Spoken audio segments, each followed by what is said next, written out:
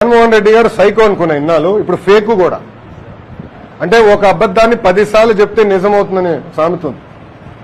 అట్లా చెప్తా ఉంటారు అబద్దాలు. అందుకే ఫేక్ జగన్ అని ముద్దుగా పేరు పెట్టిన.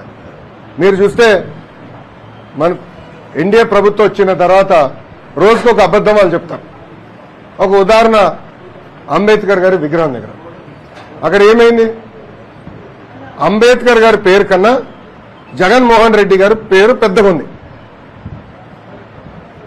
బాధపడిన కొంతమంది దళిత యువకులు వెళ్ళి అది పీకేశారు. ఏం పీకేశారు? జగన్మోహన్ రెడ్డి గారి పేరు పీకేశారు. తొలగించింది జగన్మోహన్ రెడ్డి గారి పేరు, ఇంకేం చేయలేదు వాళ్ళు. ఒక ఇటుక ఎరగలేదు, అక్కడ ఒక చెట్టుకి ఎలాంటి ఇబ్బంది లేదు. కానీ ఇప్పుడు అది పెద్ద గోల్ చేస్తున్నారు, ఏదో అయిపోయింది. ఈ స్వభావంగా అడుగుతున్న వాళ్ళందరినీ. విదేశీ విద్య అంబేద్కర్ గారి పేరు పెట్టింది ఆనాటి ప్రభుత్వం, తెలుగుదేశం ప్రభుత్వం. మళ్ళీ అంబేద్కర్ గారి పేరు తీసి జగన్మోహన్ రెడ్డి గారి పేరు పెట్టింది ఎవరు? జగన్మోహన్ రెడ్డి గారి ప్రభుత్వం. దానికి సమాధానం చెప్పండి. అందుకే ముద్దుగా ఫేక్ జగన్ అని పెట్టిన. అబద్దాలు చెప్తానే ఉంటాడు. 2019 అబద్దాలు చెప్పే ముఖ్యమంత్రి అయ్యాడు.